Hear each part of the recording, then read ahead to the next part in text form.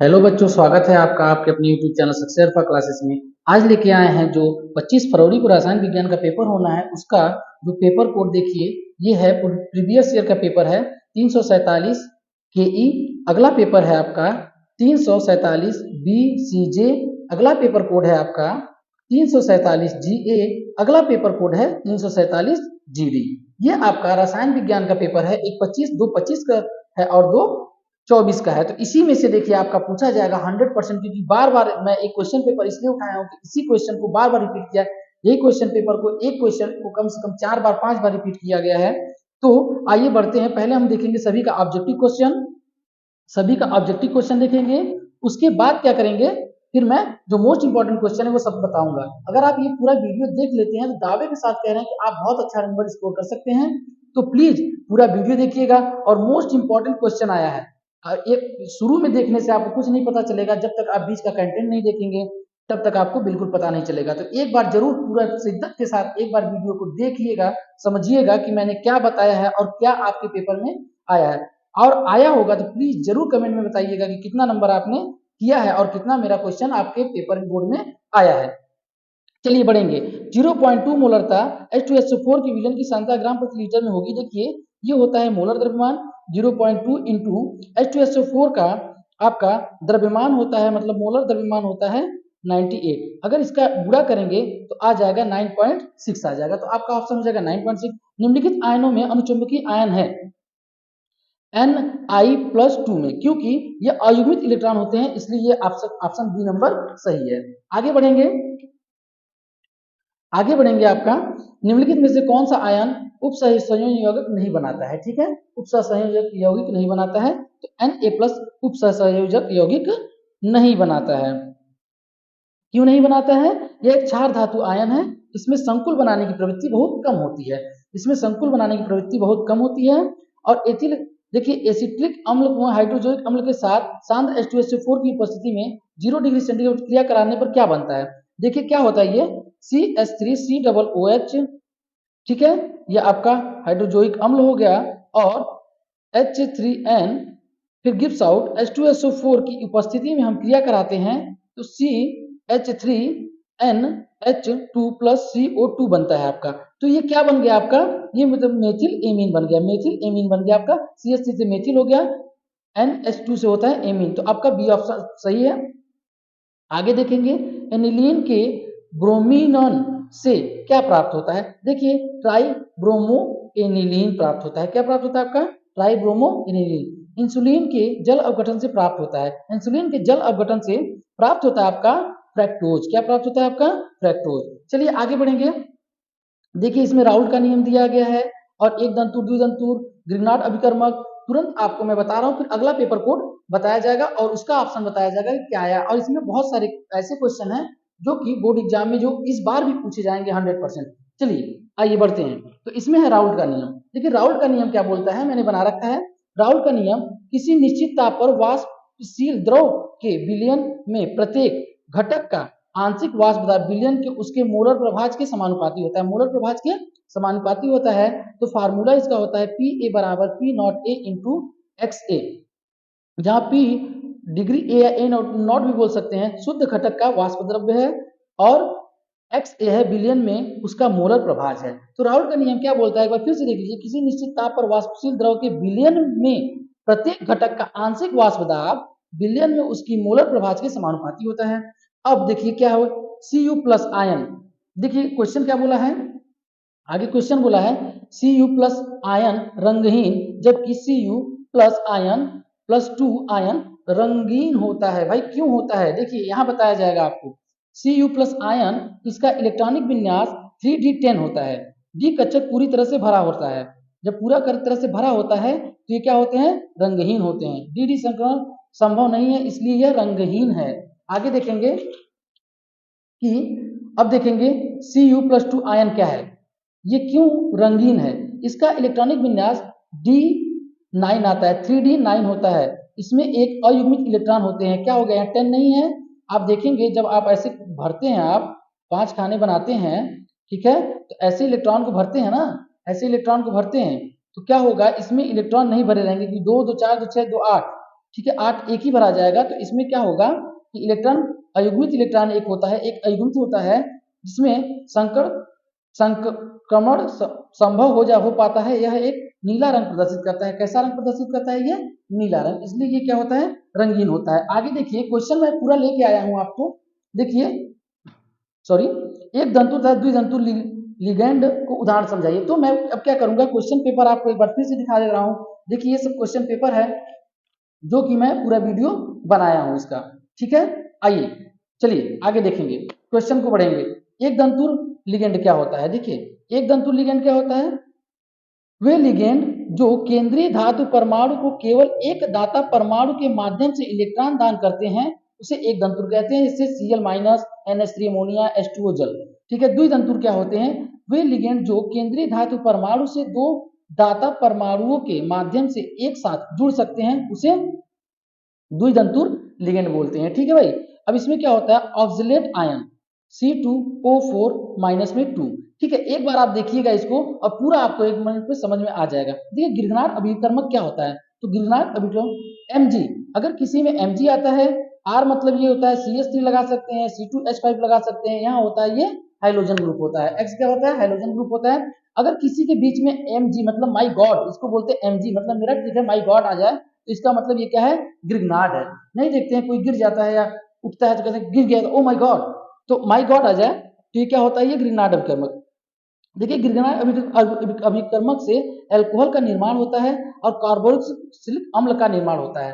तो आप ये भी बता सकते हैं कि ग्रिग्नार्ड अभिकर्मक कहाँ यूज होता है? तो अल्कोहल बनाने में। देखिए, एल्डिहाइड और कीटोन के साथ क्रिया कराने पर प्राथमिक, द्वितीयक और तृतीयक अल्कोहल बनते हैं। आपको पूछा भी जाता है प्राथमिक, द्वितीयक, तृतीयक अल्कोहल कैसे बनता है?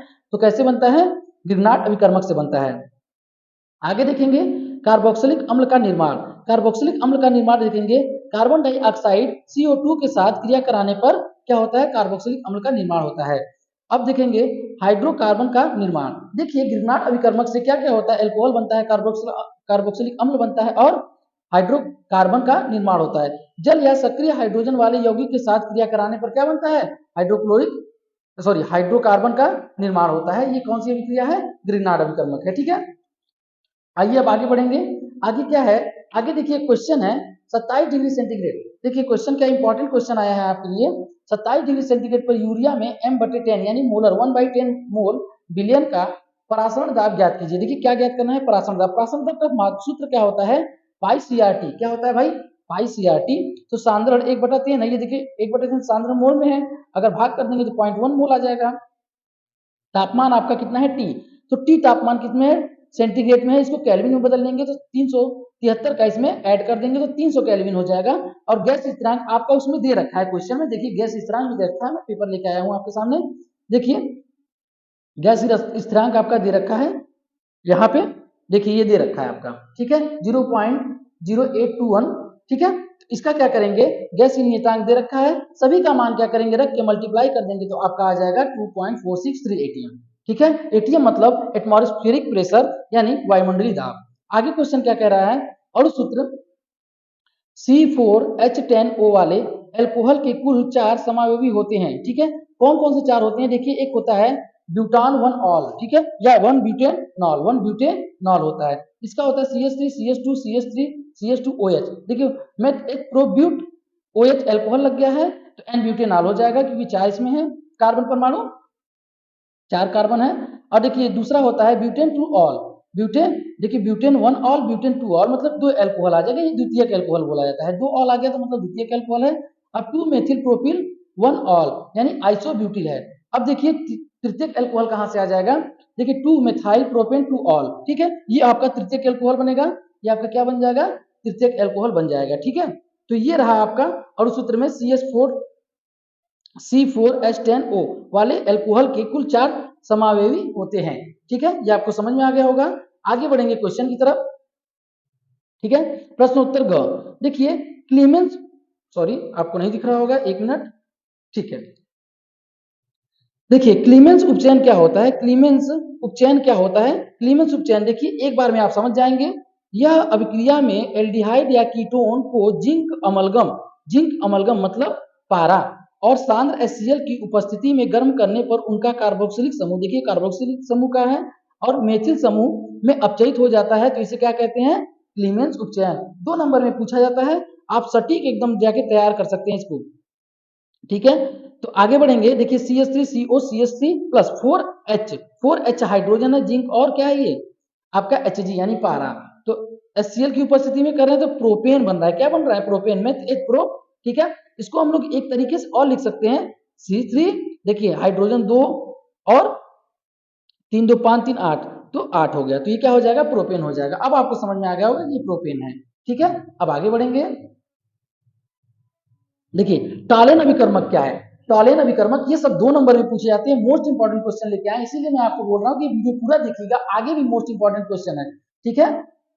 तो अमोनियम सिल्वर नाइट्रेट टालेन अभिकर्मक कहलाता है। देखिए अमोनियम सिल्वर नाइट्रेट ही टालेन अभिकर्मक कहलाता है। आप एक अक्षर में तुरंत याद कर सकते हैं एक लाइन में कि अमोनियम सिल्वर नाइट्रेट टालेन अभिकर्मक कहलाता है। ग्लूकोज के साथ अभिक्रिया, देखिए टालेन अभिकर्मक ग्लूकोज के साथ अभिक्रिया कराते हैं, कैसे होता है, देखिए यहाँ पे यह ग्लूकोज को ग्लूकीन अम्ल में ग्लूकोनिक अम्ल में ऑक्सीकृत कर देता है और रजत दर्पण बनाता है। थोड़ा सा वर्ड में कोई अगर गलती होती है तो क्षमा कीजिएगा, क्योंकि मैं सोचता हूँ कि कम समय में आपको अच्छा कंटेंट प्रोवाइड कर दूं कि आप तुरंत तैयार कर लें, ठीक है। समय बहुत कम रहेगा और काम थोड़ा सा ज्यादा रहेगा। जो बच्चे तैयारी अच्छे से नहीं किए वो प्लीज ये वीडियो देखेंगे और इसको शेयर भी करेंगे।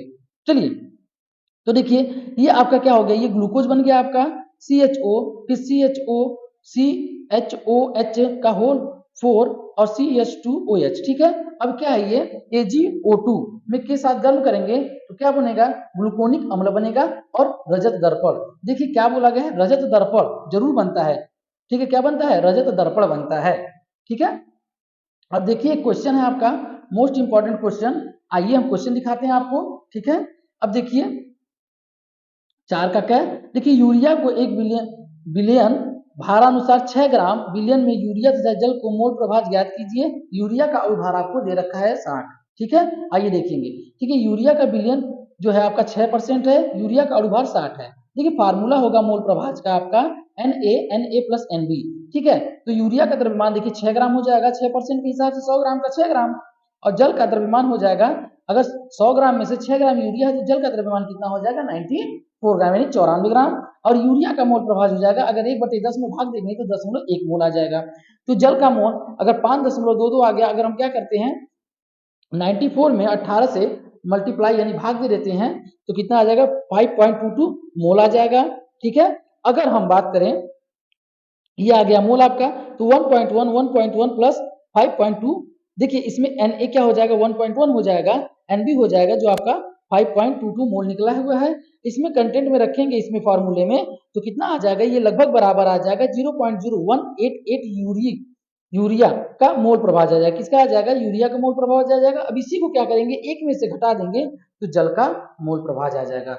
तो एक में से मैंने माइनस किया है तो 0.9812 मोल प्रभाव आ जाएगा, ठीक है। बढ़ेंगे अगले क्वेश्चन की तरफ, देखिए सेल का विद्युत वाहक बल ज्ञात करना है, सेल का विद्युत वाहक बल ज्ञात करना है, सॉरी आइए देखिए मुझे ध्यान देना पड़ता है कि आपको दिख भी रहा है कि नहीं दिख रहा है। तो सेल का विद्युत वाहक बल ज्ञात करेंगे, जहां जिंक और Ag मतलब सिल्वर दे रखा है, और देखिए ये आपका है एनोड और ये आपका है कैथोड। देखिए सेल विद्युत वाहक बल का सेल क्या होता है, एनोड माइनस कैथोड होता है। तो एनोड आपका दे रखा है, देखिए प्लस का 080 वोल्ट, माइनस आपका फार्मूले में लगता है, ऑलरेडी यहाँ माइनस दे रखा है, यहाँ माइनस लगा देंगे, माइनस माइनस क्या हो जाएगा, प्लस हो जाएगा, इसको ऐड कर लेंगे तो 1.56 वोल्ट आ जाएगा आपका, क्या आ जाएगा, विद्युत वाहक बल। किसका आएगा, सेल का आएगा। चलिए आगे बढ़ेंगे, अभिक्रिया की कोटि। देखिए मोस्ट इंपॉर्टेंट होता है कि अभिक्रिया की कोटि होती क्या है, इसीलिए मैं कह रहा हूं आप वीडियो पूरा देखिएगा, समय पूरा आप इसको देखिएगा। आपका समय बिल्कुल भी, मैं ऐसा नहीं चाहूंगा कि आपका समय बर्बाद हो, इसलिए मैं सोच रहा हूं कि कितनी जल्दी मैं आपको ये पूरा पढ़ा दूं, ठीक है। प्रायोगिक रूप से निर्धारित वेग समीकरण में अभिकारकों की सांद्रता के घातों का योग अभिक्रिया की कोटि कहलाती है। देखिए घातों का योग क्या कहलाती है, अभिक्रिया की कोटि। देखिए सांद्रक घातों का योग क्या कहता है, अभिक्रिया कोटि। यह शून्य तथा भिन्नात्मक भी हो सकते हैं, ठीक है। अभिक्रिया कोटि क्या हो सकता है, शून्य और भिन्नात्मक भी हो सकता है। देखिए अभिक्रिया कोटि 0 हो सकता है, 2 हो सकता है ना। अब आणविकता में अंतर, आणविकता देखिए अभिक्रिया की कोटि और आणविकता में अंतर था ये, या आणविकता और अभिक्रिया कोटि को परिभाषित कीजिए, ऐसे भी क्वेश्चन हो सकता है। तो किसी प्राथमिक अभिक्रिया में भाग लेने वाले अभिकारकों के अणुओं, परमाणुओं या आयनों को कुल संख्या को आण्विकता कहते हैं। यह हमेशा एक पूर्ण संख्या 1 2 3 होता है। ठीक है, अब आगे बढ़ेंगे। देखिए संक्रमण तत्व और रंगीन यौगिक बनाना। ठीक है, संक्रमण तत्व क्या होते हैं? संक्रमण तत्व क्या होते हैं? वे तत्व जिनमें परमाणु या साधारण आयन के डी कक्षक आंशिक रूप से भरे होते हैं। आंशिक रूप से क्या होते हैं? भरे होते हैं, उसे संक्रमण तत्व कहते हैं। ठीक है, इसे क्या कहते हैं? संक्रमण तत्व कहते हैं। रंगीन यौगिक बनाना, इनमें डी कक्षक अपूर्ण होते हैं। देखिए रंगीन यौगिक क्या होते हैं? डी कक्षक अपूर्ण होते हैं। अभी मैंने पिछला क्वेश्चन लिया था कि क्यों रंगीन होते हैं? पूरा डी कक्षक पूर्ण रूप से भरा नहीं होता है तो क्या होते हैं? रंगीन होते हैं। जब इन दृश्य प्रकाश पड़ता है तो ये विशिष्ट रंग अवशोषित कर पूरक रंग उत्सर्जित करते हैं। ठीक है, विशिष्ट रंग को क्या करते हैं? अवशोषित और पूरक रंग जो उनका प्योर रंग होता है वो क्या करते हैं? उत्सर्जित करते हैं। चलिए बढ़ेंगे आगे। देखिए अनुचंबकीय गुण क्या होता है? ये सब क्वेश्चन मैंने सेलेक्टेड लिया है और आपका जो 4 क्वेश्चन पेपर सेट है उसमें से छांट के लिया है और जो सेलेक्टेड क्वेश्चन लिया है वो भी मैंने यहाँ से अपने बुक से निकाला है। चलिए आगे बढ़ेंगे। देखिए अनुचुंबकीय गुण, संक्रमण धातु या उनके आयनों में अयुग्मित इलेक्ट्रॉन मौजूद होते हैं। इनके कारण ये चुंबकीय क्षेत्र की ओर आकर्षित होते हैं। इसे अनुचुंबकीय व्यवहार प्रदर्शित करते हैं। क्या करते हैं? अनुचुंबकीय व्यवहार प्रदर्शित करते हैं। ठीक है, अब ये आ जाएगा आपका इलेक्ट्रोड विभव। देखिए मोस्ट इंपॉर्टेंट हर साल पूछा जाता है इलेक्ट्रोड विभव। जब किसी धातु की छड़ को उसी के लवण के विलयन में डुबोया जाता है तो धातु और विलयन के संपर्क तल पर एक विभवांतर उत्पन्न हो जाता है जिसे इलेक्ट्रोड विभव कहते हैं। ठीक है, इसे क्या कहते हैं भाई? इलेक्ट्रोड विभव। देखिए जब धातु और विलयन में संपर्क तल की एक विभवांतर उत्पन्न होता है तब इसे इलेक्ट्रोड विभव कहते हैं। ठीक है, अब आगे देखेंगे। देखिए प्रभावित करने वाले कारक, इलेक्ट्रोड विभव को प्रभावित करने वाले कारक क्या होते हैं? धातुओं की प्रकृति होता है, विलयन की सांद्रता होता है और तापमान होता है, दाब भी होता है, जो कि मैंने मेंशन नहीं किया है। आप थोड़ा सा उसको क्या करिएगा, देख लीजिएगा। धातुओं की प्रकृति, अलग अलग धातुओं का विभव अलग अलग होता है। बिल्कुल सही, आप जानते भी होंगे। विलयन में आयनों की सांद्रता बदलने से विभव बदल जाता है। विलयन की सांद्रता बदलेगी तो विभव क्या हो जाएगा? बदल जाएगा। वेरी गुड, आपको पता होगा अच्छे से। ताप परिवर्तन से इलेक्ट्रोड विभव का मान भी प्रभावित होता है। बिल्कुल, आइए देखिए एक फार्मूला क्या है प्रथम कोटि की अभिक्रिया के लिए। ये मोस्ट इंपॉर्टेंट है, इसलिए मैं क्वेश्चन में से निकाला हूं। चलिए आइए देखते हैं क्या बोला है ये क्वेश्चन। सिद्ध कीजिए कि प्रथम कोटि की अभिक्रिया 99.9% पूर्ण होने में लगा समय अर्ध आयु काल T/1/10 का गुना होता है। ठीक है, कैसे होता है ये मैं लेके आ रहा हूं। चलिए ठीक है, देखते हैं। देखिए आपको प्रथम कोटि की अभिक्रिया के लिए फार्मूला पता होगा, T बराबर 2.303/K log A/A-x होता है। ठीक है, आगे देखिए 99.9% पूर्ण होने पर शेष मात्रा 0.1, यानी कि अगर 99% पूर्ण होगा तो कितना शेष मात्रा बचेगा आपका? मात्रा तो पता है आपको कितना बचेगा? कितना बचेगा? 0.1 बचेगा, जिसको अगर हम डिवाइड करेंगे 100 से, मतलब 1000 से, तो ये ऊपर हो जाएगा 0.001 हो जाएगा।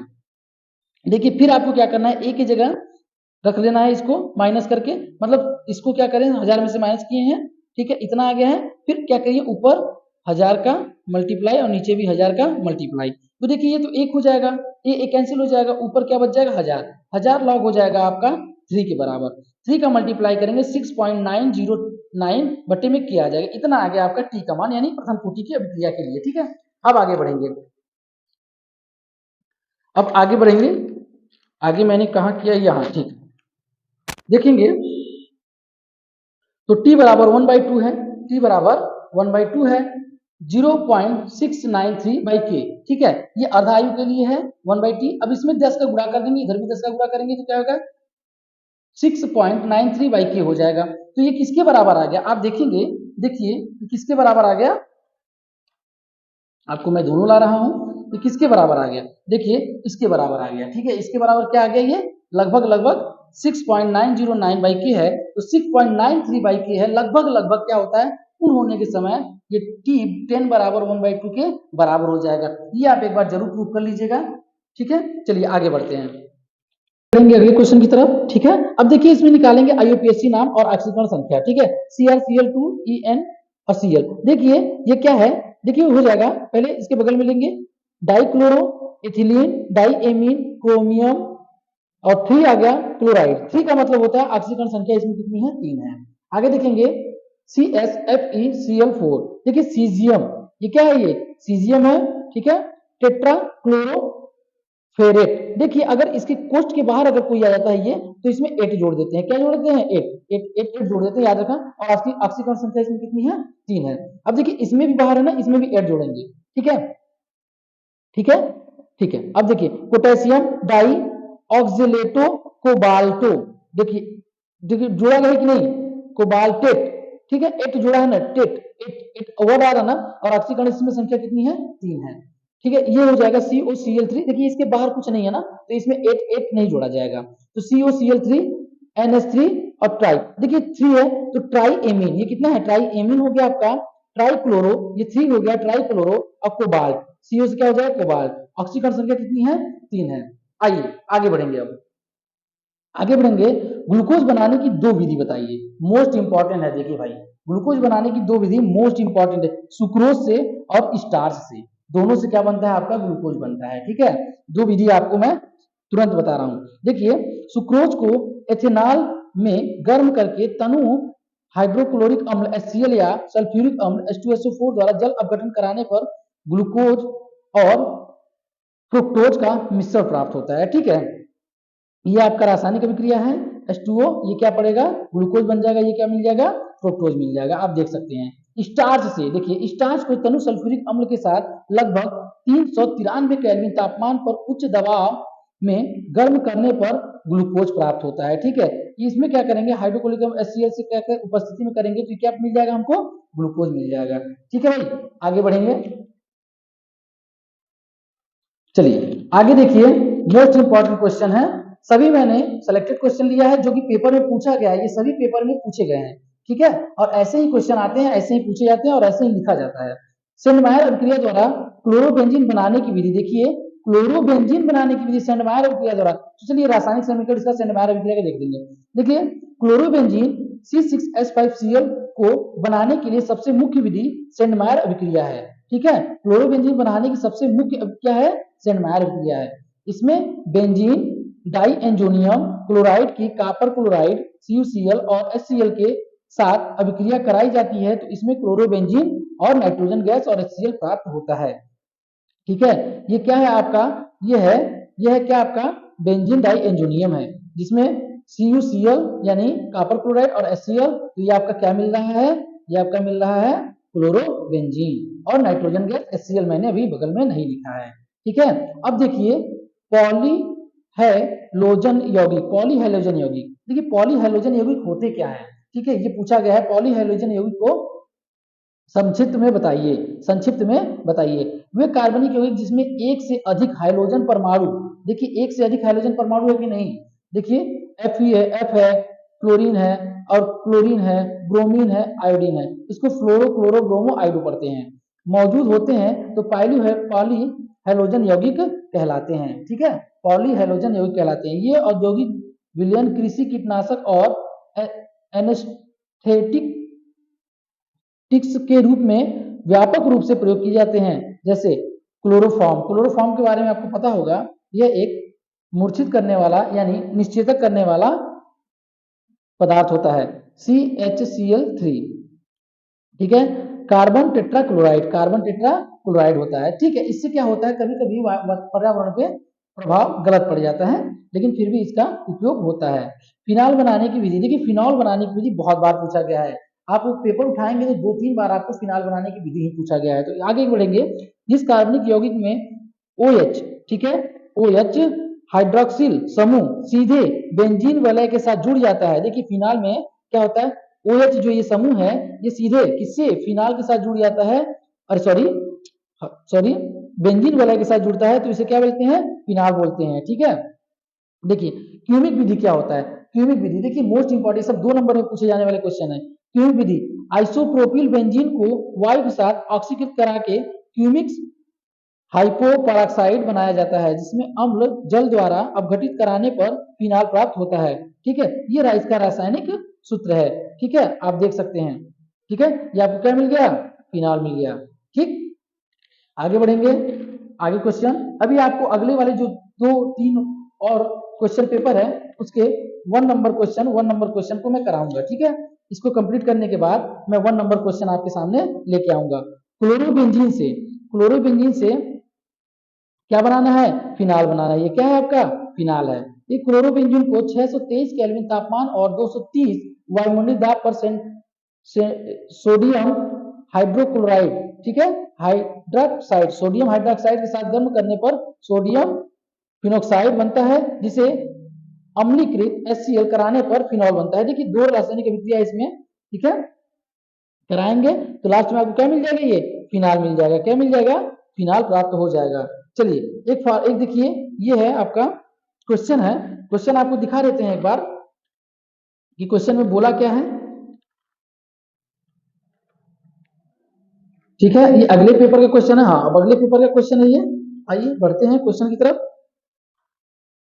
तो मैं सारा क्वेश्चन लेके आया हूं आपके लिए, ठीक है। देखिए क्या है ये, हिमांक के अवनमन से क्या तात्पर्य है? 1.5 ग्राम पदार्थ को 60 ग्राम जल में घोला गया तो हिमांक में 0.136 सेंटीग्रेड का अवनमन हुआ। जल का आणविक अवनमन स्थिरांक 18.6 है। पदार्थ का अणुभार ज्ञात कीजिए। ठीक है, ये क्वेश्चन है आपका। आइए इसके लिए देखते हैं। देखिए विलयन का भार आपको दे रखा है 1.5 दे रखा है विलयन का। विलायक का भार दे रखा है 60 ग्राम दे रखा है। हीम के लिए अवनमन आपको दे रखा है बुक में और क्वेश्चन में ही दे रखा है। आणविक अवनमन स्थिरांक आपका दे रखा है। देखिए फार्मूला क्या होता है, ये सभी मैंने दे रखा है। इस फार्मूला क्या होता है? फार्मूला ये होता है 100 × km × W, मतलब क्या होता है? भार बटे डेल्टा TF × W। W मतलब जो विलायक का भार होता है। इसी मान में रख के क्या कर सकते हैं आप? मान को निकाल सकते हैं। ठीक है, मान को निकाल सकते हैं। अगला जो पेपर कोड है देखिए उसका मैं बता रहा हूं 347 BCJ का।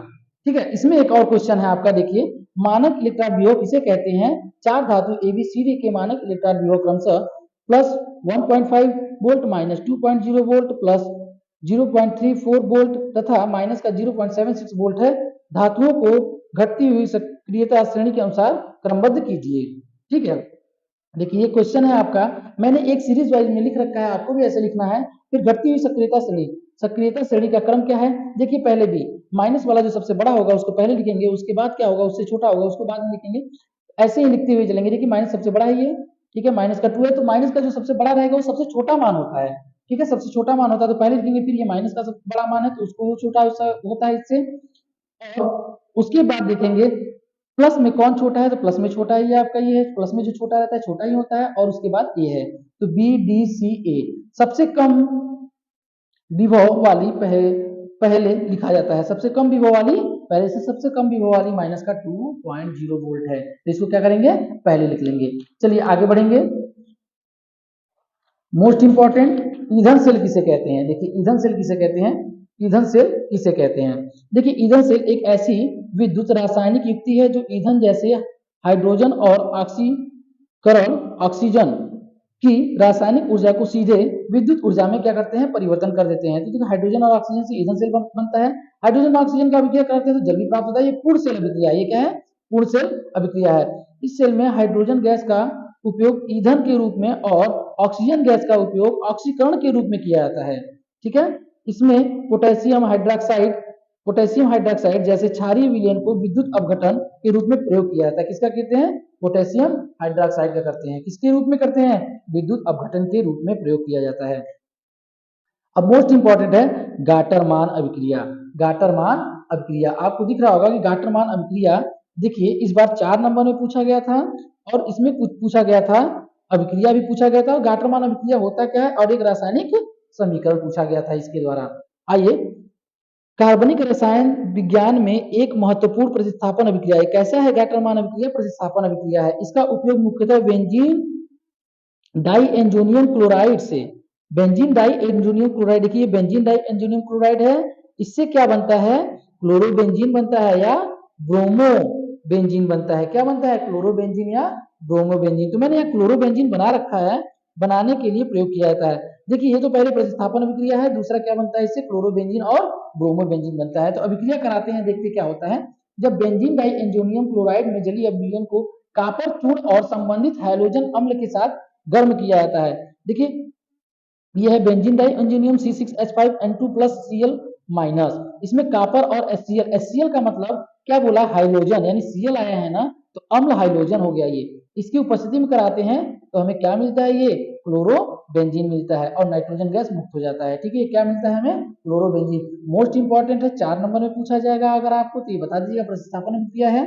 चलिए अब बढ़ेंगे हम लोग आगे क्वेश्चन की तरफ। अब देखिए आपको मैं क्या करता हूं, पहले जो सटीक क्वेश्चन है जो आपको 1 नंबर वाले वो करा देता हूं। ठीक है, उसके बाद मैं पूरी कंप्लीट करूंगा। आपका 80% सिलेबस मैंने कंप्लीट कर दिया है। ठीक है, चलिए एक लवण का अणुभार 60 ग्राम है और 6 ग्राम मात्रा 250 ग्राम जल में घोला जाता है तो कितना आ जाएगा आपका, 0.4 ग्राम आ जाएगा। कितना आ जाएगा आपका, 0.4 ग्राम आ जाएगा। ठीक है, शून्य कोटि अभिक्रिया में वेग स्थिरांक का मात्रक क्या होता है, देखिए mole litre inverse second inverse, बहुत इंपॉर्टेंट है शून्य कोटि की अभिक्रिया, इसका mole litre inverse second inverse होता है। ठीक है, ये आपका कोबाल्ट ऑक्सीकरण संख्या कितना है, देखिए -1 है। कितना है, -1 इसमें ऑक्सीकरण संख्या है। आगे देखेंगे निम्न संरचना वाले यौगिक का आईयूपीएसी नाम बताइए। देखिए संरचना है, इसका आईयूपीएसी नाम बताएंगे। ठीक है, देखिए 4 मेथिल हो जाएगा। क्या करेंगे, 4 मेथिल, ठीक है, 2,4 पेंटेन डाई डाई ऑल। ठीक है, देखिए क्या हो जाएगा, 4 मेथिल कैसे हो जाएगा, मैं देखिए मेथिल मतलब कि ये क्या है, अगर यहाँ देखा 1 2 3 4, 4 पे यहाँ पे क्या आ रहा है, मेथिल आ रहा है, 4 मेथिल हो जाएगा, 4 पे मेथिल है और कितनी मेथिल है, 2 है, 2 मेथिल हो जाएंगे और 4 देखिए मेथ एच प्रो ब्यूट, देखिए 5 है तो पेंट हो जाएगा, देखिए meth eth pro but pent. ठीक है, पेंट हो जाएगा तो ये हो जाएगा 4 पेंटेन डाई ऑल। ठीक है, तो ये आपका हो जाएगा बिल्कुल सही जवाब। पढ़ेंगे निम्न में से कौन सा बेंडिक्स विलयन का उपचार नहीं होता है, देखिए सुक्रोज होता है। आगे बढ़ेंगे एसीटोन की सांद्र HCl के साथ एकीकृत जिंक के साथ अभिक्रिया पर प्राप्त होता है, क्या होता है, CH3 CH2 CH3, ये होता है प्रोपेन। ठीक है, आगे बढ़ेंगे, देखिए क्वेश्चन करा रखा है, ये क्वेश्चन आपको ऑलरेडी मैंने करा रखा है। ठीक है, आगे बढ़ेंगे जो ऑब्जेक्टिव क्वेश्चन है उसकी तरफ। इसके बाद अभी मोस्ट इंपॉर्टेंट क्वेश्चन कुछ बचे हुए हैं। देखिए एपी किस ब्लॉक का तत्व है, डी ब्लॉक का तत्व है। अधिकतम ऑक्सीकरण अवस्था प्रदर्शित करने वाला विन्यास कौन सा होता है, तो ये होता है 3d5 4s2 होता है। आगे बढ़ेंगे आपका किसी भी गैल्वेनिक सेल के लवण सेतु को हटाया जाता है, सेल का वोल्टेज होता है, क्या होता है, अचानक शून्य हो जाता है। कैसा हो जाता है, अचानक शून्य हो जाता है। आगे बढ़ेंगे मानक हाइड्रोजन इलेक्ट्रोड का देखिए इलेक्ट्रोड विभव क्या होता है, देखिए मानक हाइड्रोजन इलेक्ट्रोड का इलेक्ट्रोड विभव होता है 0.0 वोल्ट। मोस्ट इंपॉर्टेंट ये है आपका। आगे इसका जो होता है K बराबर EART के लिए सत्य कथन है, कौन सा सत्य है, EA सक्रिय ऊर्जा है। देखिए अभिक्रिया के लिए मोस्ट इंपॉर्टेंट देखिए 2 का गुणा यहाँ हो जाएगा आपका 4 हो जाएगा, तो 4 हो जाएगा, 1/4 लिखते हैं, बराबर में डी भी लिखते हैं और बटे में dt। देखिए इधर हो जाता है, इधर है अभिकारक, इधर होता है उत्पाद, तो इसके लिए उत्पाद के लिए d बटे a और dt बराबर 1/4, क्योंकि 2 का गुणा हो गया तो 4 को लिखेंगे 1/4 dv बाई dt। देखिए अभिकारक में आगे माइनस लगाते हैं, उत्पाद में क्या करते हैं, प्लस लगाते हैं, तो ये आपका बिल्कुल सही जवाब होगा। आगे देखेंगे इसमें बहुविकल्पी प्रश्न जो 4 हैं इसके देख लेंगे। ठीक है, अब देखेंगे निम्नलिखित में से परासरण दाब का सबसे कम होता है, परासरण दाब किसका कम होता है, सबसे स्वर्ण का। इन चारों ऑप्शन में स्वर्ण का परासरण दाब सबसे कम होता है। आगे निम्नलिखित में से कौन सा अधिक अम्लीय है, देखिए अधिक अम्लीय कौन सा है, C6H5OH। ठीक है, फिनॉल बोलते हैं इसको। आगे देखेंगे ल्यूकास अभिकर्मक। अभी मैंने आपको ल्यूकास अभिकर्मक बताया है, सांद्र HCl प्लस निर्जल जिंक क्लोराइड। ठीक है, ये क्या है, लूकास अभिकर्मक है। ठीक है, आगे देखेंगे एसिलटेल्डिहाइड और एसीटोन में विभेद के लिए उपयुक्त अभिकर्मक है सिप अभिकर्मक है। क्या है, सिप अभिकर्मक है। चलिए आगे बढ़ेंगे, निम्नलिखित से कौन सा एमीन कार्बिल एमीन अभिक्रिया है, देखिए ये कार्बिल एमीन क्रिया है, इसको बोलेंगे एनिलीन प्राइमरी। विटामिन ए की कमी से रतौंधी रोग होता है। चलिए ठीक है, आगे बढ़ेंगे, क्या करेंगे अब क्वेश्चन की तरफ। देखिए फिनाल एवं उसके उपयोग। फिनाल एक कार्बनिक यौगिक है जिसमें एक बेंजीन वलय के सीधे साथ हाइड्रोक्सिल समूह होता है जिसके साथ बनता है, तो ये रासायनिक सूत्र होता है इसका C6H5OH। इसे क्या बोलते हैं हम लोग, फिनाल बोलते हैं। ठीक है, इसे क्या बोलते हैं, फिनाल बोलते हैं। आगे देखेंगे, देखिए फिनाल बनते हैं और इसमें देखिए इसका उपयोग क्या होता है, प्लास्टिक और रेजिन के निर्माण में, दवाइयों के निर्माण में, रोगाणुनाशक के निर्माण में और रंग एवं सुगंध के उद्योग में और विस्फोटक बनाने में उपयोग होता है। ठीक है, आगे देखेंगे एमिनो अम्ल का न्यूक्लिक अम्ल पर संक्षिप्त टिप्पणी। एमिनो अम्ल का और न्यूक्लिक अम्ल पर संक्षिप्त टिप्पणी, तो एमोनियो अम्ल का पहले संक्षिप्त टिप्पणी देख लेंगे।